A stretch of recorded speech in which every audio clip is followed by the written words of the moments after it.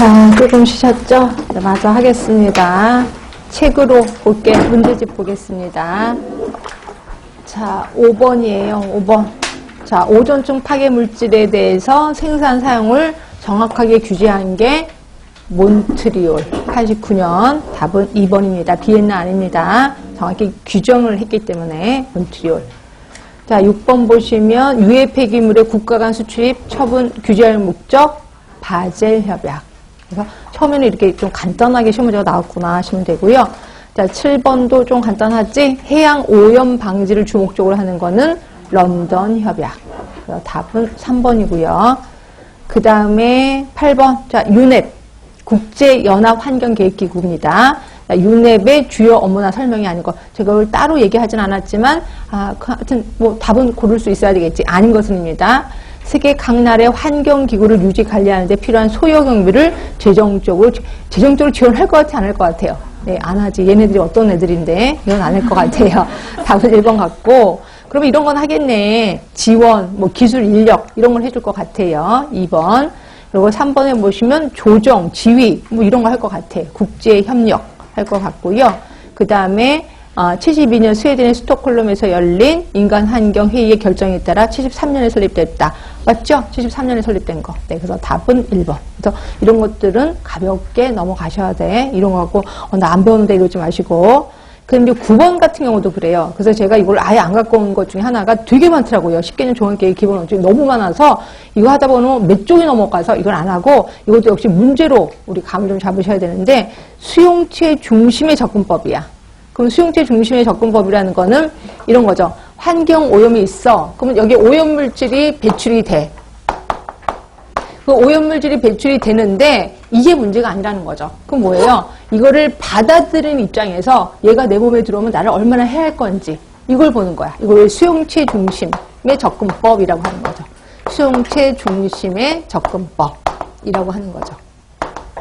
이러다 보니까 자연스럽게 위해도가 결정이 되는 거예요. 근데 위해도가 결정이 된다는 게 뭐냐면 자, 어떤 물질이 되게 나쁜 물질이 있어. 나쁜 거 알아. 그렇죠? 근데 우리가 평생 동안 이 물질에 얼마나 노출이 돼? 이거를 계산해 보는 거예요. 그래서 예전에 라돈이라는 거 있었잖아요.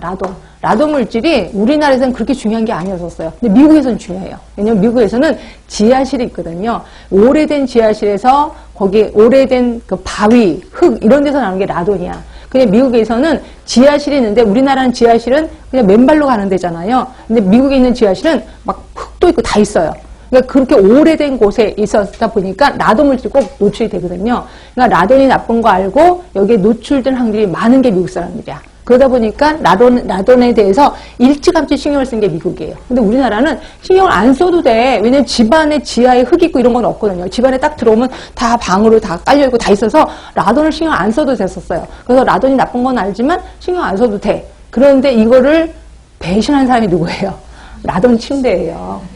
설마 흙을 거기다 침대에다 집을 누가 알았겠어요. 그러다 보니까 라돈이 위에서 있었구나. 위해성 평가를 그때 하는 거죠. 이게 왜냐면 노출될 확률이 되게 많잖아. 계속 밤에 누워서 잠을 자니까. 그래서 노출 확률이 늘어나면서 위해성 평가를 하게 된다는 거죠. 그래서 대부분은 위해 물질이 있어도 그거에 대해서 우리가 꼭 수용체 중심으로 접근을 합니다. 사람이 얼마나 평생 살면서 얼마나 노출이 돼? 그럼 얼마나 노출되면 그 노출량을 곱해서 이거는 요 정도는 위험하겠구나. 그럼 그때는 이제 알려준다는 거죠. 그렇죠? 그렇게 생각하시면 돼요. 그러니까 여러분들 수용체 중심이라는 뜻을 정확히 알면 이거 답을 고를 수 있을 것 같아요.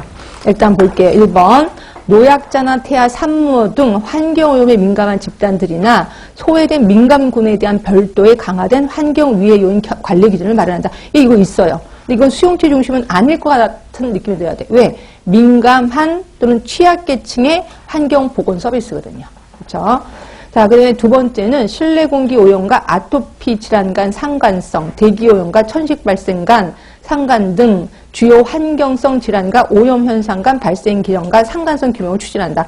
이것도 맞긴 맞아요. 근데 이거는 실내 공기 오염하고 아토피성 질환이니까 대부분 뭐야? 오래된 집도 있지만 새집 증후군 이런 거에 관련된 거거든요. 이게 수용체 중심은 아닐 것 같은 생각이 드셔야 돼.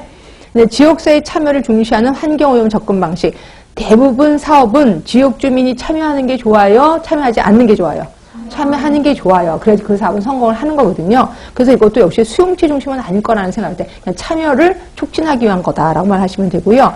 그럼 반면에 4번을 보시면 환경오염 물질 배출량이나 그 자체보다는 받아들이는 사람이나 생태에 끼칠 유해 정도를 중심으로 그 구축이 필요하다는 거죠. 이게 확실히 수용체 중심이라는 게 느껴지셔야 됩니다. 그래서 답은 4번이 되는 거죠. 그래서 이런 문제 나오면 절대 떨지 말고 읽어보시면 뭐가 나온다니까요. 그래서 답은 4번인 거고요.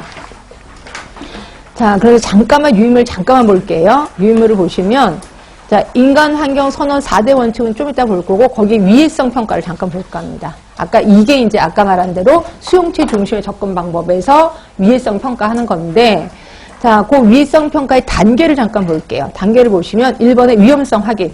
아, 이 물질이 위험하대. 이 물질이 노출이 된다면 암에 걸린대. 라고 확인이 돼. 그래서 위험성 확인입니다. 그러면 평생 동안 얼마나 노출할 건데 노출을 평가합니다. 그래서 우리 사람들이 살면서 한 번도 노출된 적이 없어. 노출되지 않아. 근데 노출 평가 해봤자, 그럼 위험하지 않다라고 보는 거죠. 근데 자주 노출이 돼. 근데 노출 평가를 해. 그럼 그 다음 단계 용량 반응을 평가합니다. 용량과 발생률 간의 관계를 보는 거죠. 얼마 정도 노출